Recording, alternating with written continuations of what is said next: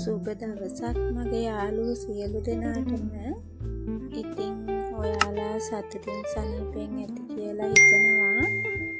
අදත් ආවා ඔන්න පොඩි වීඩියෝ එකක් අරන් මගේ channel එකත් එක්ක එකතු වෙන්න කියලා මගේ ආදරණීය යාළුවෝ සියලු දෙනාගෙන් ඉල්ලනවා.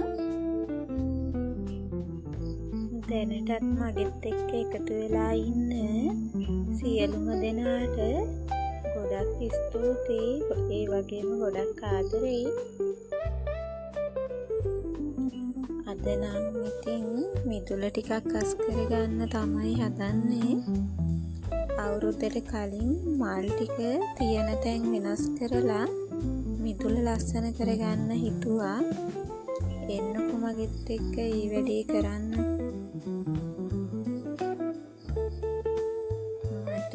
ගිය ටිකේ මිදුල එක පැත්තක් සුද්ධ කරගන්න බැරි වුණා. ඒ ටික තමයි මේ මං අද සුද්ධ කරන්න හදන්නේ. මෙතන තියෙන මේ ඇන්තූරියම් ටික ගලවන්න කියලා තමයි හදන්නේ. ඒ ටික උස ගිහින් ටිකක් මැරිලා. ඒ නිසා ගලවලා වෙන තැනකින් හොඳ පැල ටික තෝරලා හිටව ගන්නවා. මෙතන වැඩිපුරම තියෙන්නේ ඇන්තූරියම් පැලවලටත් වඩා ගොටුකොළ පැල වෙලා තමයි. ගොටුකොළ හැම තැනම තියෙනවා අපේ ඉඩමේ. මේ අමුතුවෙන් හිටවන්න කියලා දෙයක් නැහැ. ගොටුකොළ මේ හැම තැනම වැවිලා තියෙනවා. එක වෙලාවකට අනේක හරි කරදරයක්. මේ උදළු ගන්නම ඕනේ ගලවන්න. අතින් ගලවන්නම බෑ. අද ඉතින් කොහොම හරි මේ ටික උදළු ගාලා සුද්ධ කරගන්න තමයි හදන්නේ. ගොඩක් දුරට දැන් ඉතින් වැඩ ඉවරයි. මෙතන මේ ලොකු ගහක් තියෙනවා රෝස පාට මල් පිපෙන. ඒකට මේ රෑ කුමාරී කියලා කියනවා. කොහොමද කියලා මම හරියටම දන්නේ නැහැ. ඒ ගහේ මල් පිපුණ කාලෙට මම ඔයාලට වීඩියෝ එකක් දෙන්නම්. ඒ මල දන්න අයත් ඇති. හරියටම නම රෑ කුමාරි කියලා තමයි කියන්නේ. ඒ ගහ යට තමයි මම මේ ඇන්තූරියම් පැල හිටවලා තිබුණේ. දැන් නම් ඉතින් ඒ ටික ඔක්කොම ගලවලා දැම්මා. ඔයාලට පේනවනේ ගහ. හරියට කොළ නම් පේන්නේ නෑ. ඒකේ කොළ ටිකක් හීනේ. මම පස්සේ වෙලාවක මල් පිපුණම ඔයාලට ඒ ගහ පෙන්නන්නම්.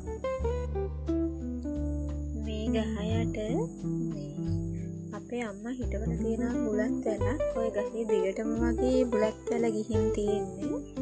ඉතින් බුලත් වැලටත් පස් ටිකක් දාලා ඒකටත් හානියක් නොවෙන්න ඒ වටේට පැල ටික තියාගන්න තමයි මම මේ හදන්නේ. මේ ටිකක් උස ගලක් තියෙනවා. ඒක එතනින් හිටවගෙන ඒක උඩින් මල් පැලයක් තියාගන්න පුළුවන් ලස්සනට.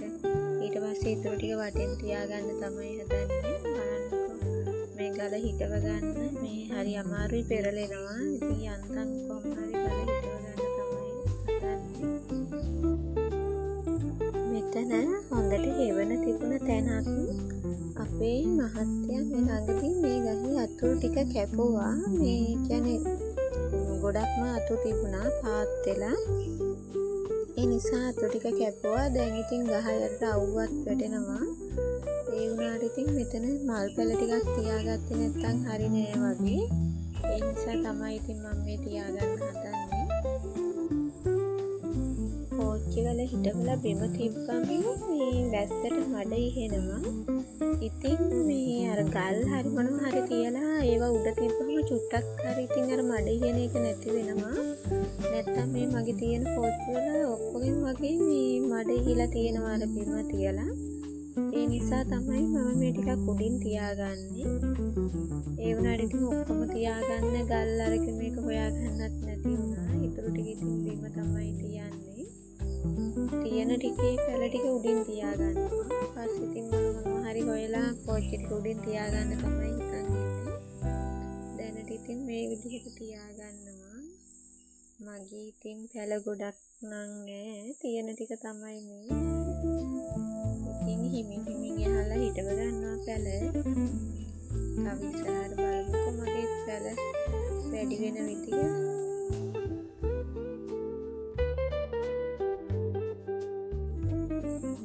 මම මේ පැල ටික තියාගන්න වෙලාවෙත් මෙතනට අවුවයි ටිකක්.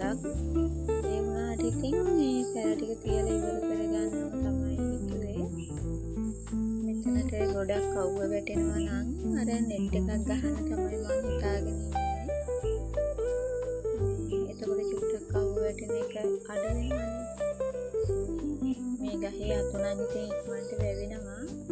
අතු ටික ඉක්මනට වැවුනොත් නම් ඉතින් නෙට් එකක් ගහන්න අවශ්‍ය නැහැ. ඒත් ඉතින් මේ අවුවට පිච්චෙයි කියලා හිතෙනවා පැල ටික. බලන්න ඕනේ ඉතින්. දැන් නම් ඉතින් මේ දවස්වල වහිනවත් එක්ක ඊටුලේ වැඩේ ඉවර කරලා මම මේ ආවේ ගේ මල් ටිකක් තිබුණා.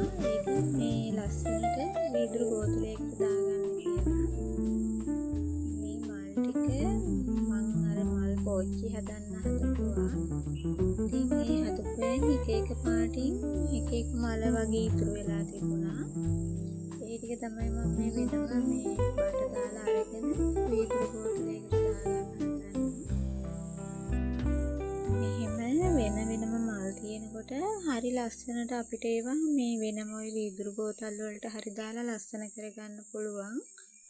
මේ අර මල් පෝච්චියක්ම තියනවා වගේ නෙවෙයි ඉතින්. එක පාටින් වුණත් තියෙන්නේ මම මේ ටික ලස්සනට හදා ගන්නවා. බලන්නකෝ ඉතින්. මම මේ කලින් කඩවලට එහෙම දැම්මා මේ මල් ගස් හදලා. මෙහෙම තනි මල් නෙවෙයි මේ මල් පෝච්චි වල හදලා. ඉතින් මේ හදපු ඉතුරු මල් තමයි මේ. බලන්නකෝ මේ මල් ටික. මේ ටික නම් මං ඉතින් අර ගෙදරට නිසා ඉක්මනට හදලා ගත්තා. එහෙම ලොකු ලස්සනකට හැදුවෙත් නෑ. මේ මම පස්සේ මේ මල් හදන වීඩියෝ එකක් ඔයාලට ගේන්නම්.